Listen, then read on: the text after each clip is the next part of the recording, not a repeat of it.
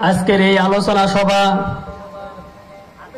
সভার সম্মানিত সভাপতি সাহেব এবং উপস্থিত আছেন ধামরাইয়ের গর্ব মজলুম জননেতা, জননন্দিত নেতা, গণমানুষের নেতা কাজী মাওলানা আব্দুর রব সাহেব। আরো উপস্থিত আছেন প্রাণপ্রিয় বড় ভাই সেলিম ভাই, মাসুদ ভাই সহ অনেক নেতৃবৃন্দ। সকলের প্রতি হল মুবারকবাদ এবং আমার সালাম। আসসালামু আলাইকুম ওয়া রাহমাতুল্লাহ।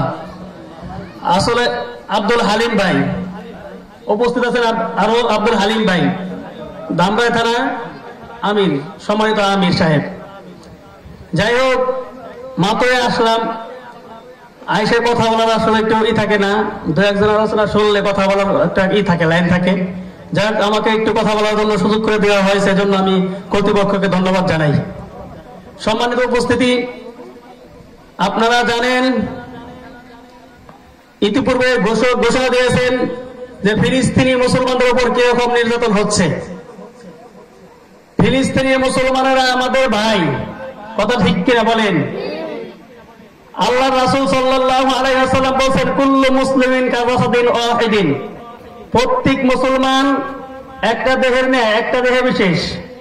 একজন মুসলমানের শরীরে যদি আঘাত লাগে আর একজন মুসলমানের শরীরে যদি আঘাত সেটা অনুভূত হয়, তাহলে বুঝতে হবে আমাদের ঈমানটা এখনো আছে। আর যদি একজন মুসলমান নির্যাতিত হয়, আমরা শুধু চাইছে দেখি, তামাশা করি, কোনো প্রতিবাদ না জানাই, তাহলে বোঝা যাবে আমাদের ঈমানের 12টা বেজে গেছে। এজন্য ফিলিস্তিনের ছোট্ট ছোট্ট মুসলমান, ছোট্ট ছোট্ট শিশু, আবার বৃদ্ধ বালিকা, যাদেরকে নির্মম ভাবে পৃথিবীর চরম দুশ্মন, মানবতার চরম দুশ্মন ইহুদি খ্রিস্টানরা আজকে যেভাবে গুলি করে মারছে, বোমা মেরে মারছে, এটা আমাদের হৃদয়কে ব্যথিত করেছে। আমরা দেখেছি দুধের বাচ্চাকে তারা রেহাই দেয়নি। আল্লাহ পাক রব্বুল আলামিন, আমার মনে হয় ওই আয়াতটা তাদেরকে দেখে দেখেই বলছেন, আমা লাকুম লা তুকাতিলুনা ফি সাবিলিল্লাহ।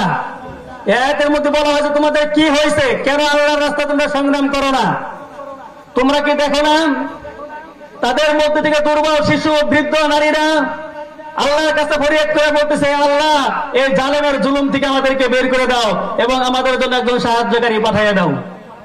আজকে ফিলিস্তিনের মুসলমানরা নির্যাতিত, মানে আমরাও নির্যাতিত। আমরা হয়তো ওই দেশে যে আমরা প্রতিবাদ করতে পারবো না, আমাদের বিষয় না, আমরা যুদ্ধ করতে পারবো না, কিন্তু আজকে এই প্রতিবাদটা স্বয়ং কে দেখবেন? আল্লাহ তাআলা দেখবেন।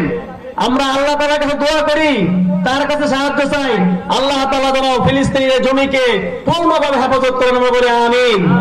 সম্মানিত উপস্থিতি, জামাতে ইসলাম কর্তৃক আয়োজিত আজকে আলোচনা সভার যিনি আমাদের মধ্যমণি উপস্থিত আছেন, আপনারা জানেন বাংলাদেশ জামাতে ইসলাম একটি আদর্শিক রাজনৈতিক দল, একটি মাজলুম রাজনৈতিক দল, যাদের সম্পর্কে বলতে গেলে অনেক সময়ের প্রয়োজন।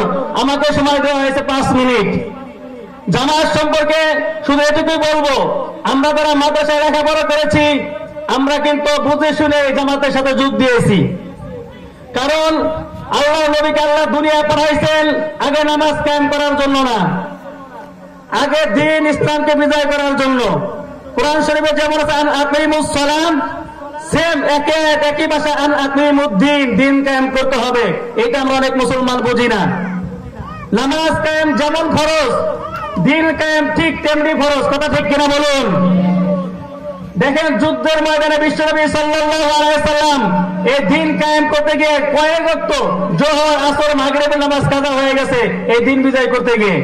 এশারের সময় সমস্ত নামাজ একসাথে তিনি পড়ছেন। তাহলে দিন কায়েমের গুরুত্ব অবশ্যই আছে। আর আপনারা জানেন এই বাংলাদেশের ভূখণ্ডে, বাংলাদেশে সেই আল্লাহর বিধানকে কায়েম করার জন্য বাংলাদেশ জামাতে ইসলাম সেই শুরু লগ্ন থেকে এখনো পর্যন্ত চেষ্টায় আছে। আছে না ইনশাআল্লাহ? আছে।